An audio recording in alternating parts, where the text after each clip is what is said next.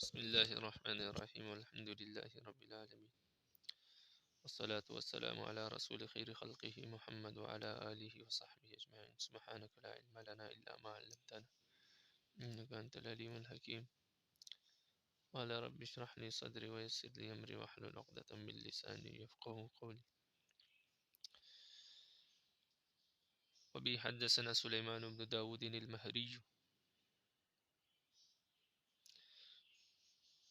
حدثنا سليمان بن داود المهري قال أخبرنا ابن وهب قال أخبرني جرير بن حازم وسمى آخر عن أبي إسحاق عن عاصم بن زمرة والحارث الأعور عن علي عن النبي صلى الله عليه وسلم ببعض أول الحديث.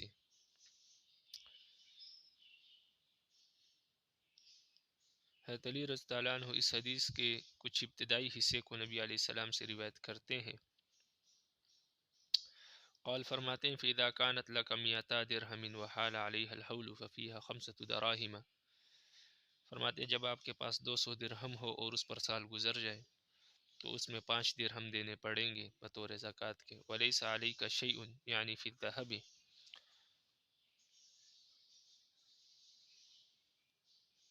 اور سونا جب تک ولیس علیک شیء یعنی فی الذهب حتی یکون لک 20 دینارا. اور سونا جب تک 20 دینار نہ ہو جائے تب تک آپ پر کوئی چیز واجب نہیں، یعنی زکوٰۃ واجب نہیں ہے. فإذا كانت لك 20 دینارا وحال علیہ الحول ففیہا نصف دینار. جب آپ کے پاس 20 دینار ہو اور اس پر سال گزر جائے تو پھر اس میں سے آپ کو نصف دینار دینا پڑے گا. فما زاد فبحساب ذلك. اور جو اس پر زیادہ ہو جائے تو پھر اسی حساب سے دینا پڑے گا، یعنی 40واں حصہ دینا پڑے گا.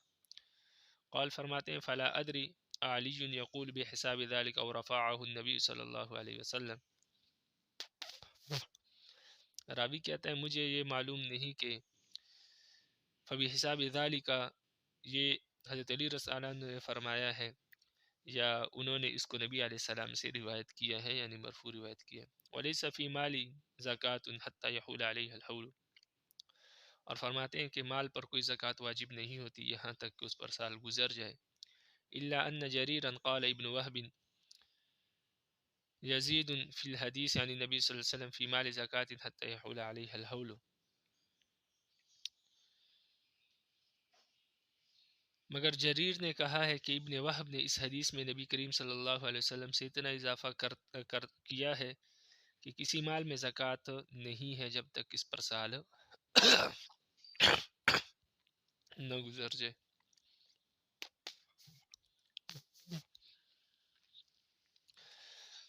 وبی قال حدثنا عمرو بن عون قال اخبرنا ابو عوانہ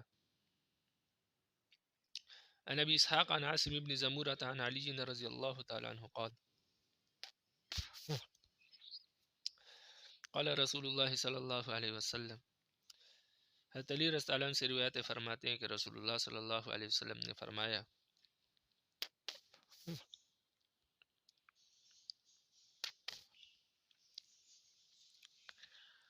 عفوت عن الخیل والرقیق. میں نے گوڑوں میں اور غلام اور لونڈیوں کی زکوٰۃ معاف کر دی ہے.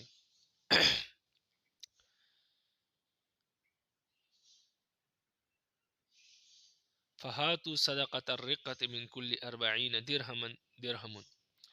تو لہٰذا تم ہر 40 درہم چاندی میں سے 1 درہم دیا کرو. ولیس فی 90 و 100 شیء.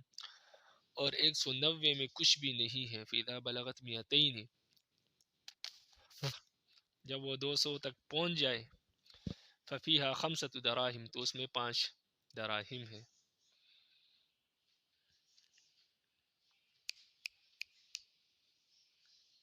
اچھا. قال ابو داود، امام ابو داود رحمہ اللہ فرماتے ہیں هذا حدیث قال ابو داود، امام ابو داود رحمہ اللہ فرماتے ہیں کہ روی هذا الحدیث روا هذا الحدیث الاعمش عن ابی اسحاق كما قال ابو عوانہ ورواه شیبان أبو معاوية وإبراهيم بن تهمان عن أبي إسحاق عن الحارث عن علي عن النبي صلى الله عليه وسلم مثله. فرماتے ہیں کہ اس حدیث کو حضرت عامش نے ابی اسحاق سے روایت کیا ہے اسی طرح جس طرح ابو عوانہ نے روایت کیا ہے، اور اس حدیث کو شیبان، ابو معاویہ اور ابراہیم بن تہمان نے بھی ابی اسحاق سے روایت کیا ہے، اور انہوں نے حارث سے روایت کیا ہے، اور انہوں نے حضرت علی رضی اللہ عنہ سے روایت کیا اسی طرح. وروا حدیث النفیلی شعبۃ وسفیان وغیرهما عن ابی اسحاق عن عاصم عن علی لم يرفعوه اوقفوا على علی. لیکن نفیلی نے، شعبہ نے اور سفیان نے اور اس کے علاوہ ان دونوں کے علاوہ اور جو حضرات ہیں انہوں نے بھی اس حدیث کو ابو اسحاق سے روایت کیا، اور انہوں نے عاصم سے روایت کیا، انہوں نے علی سے روایت کیا ہے، لیکن انہوں نے اس حدیث کو مرفوع روایت نہیں کیا بلکہ موقوف روایت کیا ہے حضرت علی رضی اللہ تعالیٰ عنہ پر. تو فرماتے ہیں کہ یہاں پر اس امام داؤد رحمہ اللہ کا مقصد یہ ہے کہ اس حدیث کو ابو اسحاق سے روایت کیا ہے تمام حضرات نے، اور ابو اسحاق نے جو ہے پھر عاصم سے روایت کیا ہے اور حارث سے روایت کیا ہے، اور حارث نے حضرت علی سے روایت کیا ہے، اور حضرت علی نے نبی علیہ السلام سے روایت کیا. یعنی جو روایت ابو اسحاق حارث سے لے رہے ہیں وہ مرفوع ہے، اور جو روایت حارث ابو اسحاق عاصم سے لے رہے ہیں، یعنی حضرت عاصم نے بھی حضرت علی سے روایت کیا ہے لیکن وہ مرفوع نہیں ہے، وہ حدیث حضرت عاصم کی جو روایت ہے وہ حضرت علی رضی اللہ عنہ پر موقوف ہے، وہ نبی علیہ السلام کا تذکرہ اس میں نہیں کرتے. تو یہاں سے صرف یہ بتانا مقصود ہے کہ ابو اسحاق نے دو اساتذہ سے روایت لی ہے، حارث سے بھی اور عاصم سے بھی، اور حارث سے جو روایت لی ہے وہ مرفوع ہے یہی حدیث، اور عاصم سے جو یہ حدیث انہوں نے لی ہے تو وہ موقوف ہے. وبی قال حدثنا موسى بن اسماعیل قال حدثنا حماد قال اخبرنا بهز بن حكيم وحدثنا محمد بن العلاء قال اخبرنا ابو سامة عن بهز بن حكيم عن ابيه عن جده ان رسول الله صلی اللہ علیہ وسلم، رسول اللہ صلی اللہ علیہ وسلم قال فرماتے ہیں کہ فی کل سائمۃ ابل فی 40 بنت لبون، 40 چرنے والے اونٹوں میں جو خود چرتے ہیں بنت لبون ہے، ایک بنت لبون ہے. لا يفرق ابل عن حسابها من اعطاها مؤتجرا،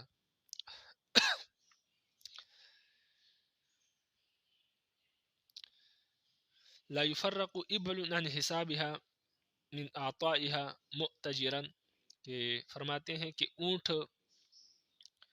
اپنی جگہ سے ادھر ادھر نہ کیے جائے زکوٰۃ سے بچنے کے لیے، یعنی اونٹوں کو ادھر ادھر نہ کیا جائے، اس طرح پہلے حدیث میں ہے کہ لا يفرق ولا يجمع، وہی مطلب ہے یہاں پر بھی. قال ابن العلاء مؤتجرا بها فله اجرها،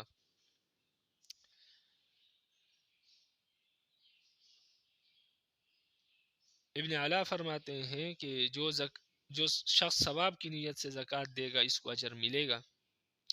ومن منعها فانا آخذها، اور جو اسے روکے گا ہم اسے وصول کر لیں گے. وشطر ماله عظمة من عظمات ربنا عز وجل ليس لآل محمد منها شيء، اور زکوٰۃ روکنے کی سزا میں اس کا آدھا مال لے لیں گے، یہ ہمارے رب عز و جل کی تاکیدی حکموں میں سے ایک تاکیدی حکم ہے، آل محمد کا اس میں کوئی حصہ نہیں ہے. تو ابن علاء یہ فرماتے ہیں، یعنی یہ حدیث آگے انہوں نے اس طرح روایت کی ہے. لیکن یہ بات یاد رکھنی چاہیے کہ یہ جو جرمانے کا حکم ہے یہ ابتدا اسلام میں تھا، بعد میں جرمانے کا جو حکم ہے یہ منسوخ ہو گیا. تو آج کل بھی جو جرمانہ لیا جاتا ہے کسی بھی چیز پر وہ جرمانہ لینا جائز نہیں ہے. جو مالی جرمانہ ہے وہ جرمانہ لینا کسی صورت میں بھی جائز نہیں ہے. بعض حضرات اس کے جواز کے قائل ہوتے ہیں لیکن ان کے پاس دلیل نہیں ہوتی. اسی طرح مدارس میں بھی طلباء سے جرمانہ لیا جاتا ہے، جیسے غیر حاضری پر جرمانہ ہے، اسی طرح لیٹ آنے پر جرمانہ ہے، یا اسی طرح کوئی اور صورت پیش آ جائے تو ان سے مالی جرمانہ دیا جاتا ہے، پیسے لیے جاتے ہیں، جس کو کھول دیں، اس کو فائن کہتے ہیں انگلش میں. تو یہ جو جرمانے ہیں یہ سارے جائز نہیں ہیں. تو مالی جرمانہ لینا کسی کے لیے جائز نہیں ہے. پھر اگر لے بھی لیا جائے تو لازمی بات ہے ناجائز ہے، تو اس کا استعمال بھی پھر جائز نہیں ہے. وہ کوئی اور صورت اختیار کر لی جائے تاکہ طلباء جو ہے وہ بر وقت آئے اور غیر حاضری نہ کرے. لیکن اگر صرف ان کو ڈرانے کے لیے جرمانہ لیا بھی جائے تو پھر ان کو واپس کر دیا جائے. اس کا استعمال کسی طور پر کسی چیز کے لیے جائز نہیں ہے، کیونکہ کسی کی رضامندی کے بغیر اس کا مال لینا یہ اسلام نے اس کو منع قرار دیا ہے، یہ جائز نہیں ہے. تو اس حدیث میں جو جرمانے کا ذکر آ گیا ہے یہ ابتدا اسلام میں تھا، بعد میں منسوخ ہو گیا. اور اکثر علماء کا یہی مسلک ہے اور یہی راجح ہے اور یہی مفتہ بھی قول ہے، فتویٰ اسی پر ہے. وبه قال حدثنا نفيلي قال حدثنا أبو معاوية عن الأعمش عن أبي وائل عن معاذ ان نبی صلی اللہ علیہ وسلم، حضرت معاذ رضی اللہ عنہ سے روایت ہے، وہ نبی کریم صلی اللہ علیہ وسلم سے روایت کرتے ہیں کہ نبی کریم صلی اللہ علیہ وسلم لما وجہ الی الجمن، کہ جب نبی کریم صلی اللہ علیہ وسلم نے حضرت معاذ کو یمن کی طرف روانہ کیا تو امرہ، تو ان کو حکم دیا کہ ان یأخذ من البقر من کل 30 طبیعہ او طبیعتن، کہ وہ ہر 30 گائے میں سے یا بیلوں میں سے ایک 2 سالہ بچھڑا لے لے یا 2 سالہ بچھڑی لے لے. یہ زکوٰۃ ہر 30 گائے میں سے لی جائے گی. ومن کل 40 مسنہ، اور ہر 40 بیلوں یا گایوں میں سے ایک مسنہ لیا جائے گا، مسنہ جو تیسرے سال میں چل رہا ہو. ومن کل حالم یعنی محتلما دینارن، اور ہر بالغ آدمی سے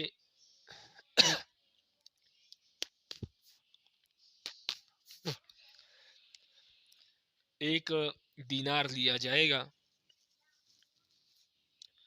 یہ یعنی جو غیر مسلم رہتے تھے جس کو ذمی کہتے ہیں، اور آج کل بھی جو لوگ ویزا لے کر آتے ہیں اسلامی ممالک میں ان کو ذمی کہتے ہیں.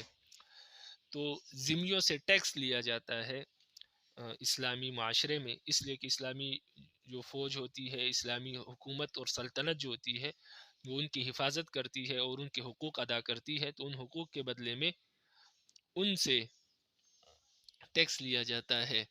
تو یہ فرمایا کہ ہر بالغ آدمی سے جو ٹیکس لیا جائے وہ زیادہ بھی نہ ہو کہ ان پر بوجھ ہو، تو سال میں 1 دینار ان سے دیا جائے.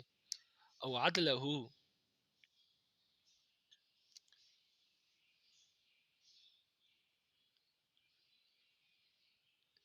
او عدلہ من المعافر ثیاب تکون بالیمن، یا اس کی قیمت کے مقدار کے برابر کپڑے لیے جائے جو معافر میں تیار کیے جاتے ہیں، جو یمن میں ہے. معافر نامی مقام ایک جگہ تھی یمن میں، وہاں پر کپڑے تیار ہوتے تھے، تو اس جگہ کے کپڑے لیے جائے.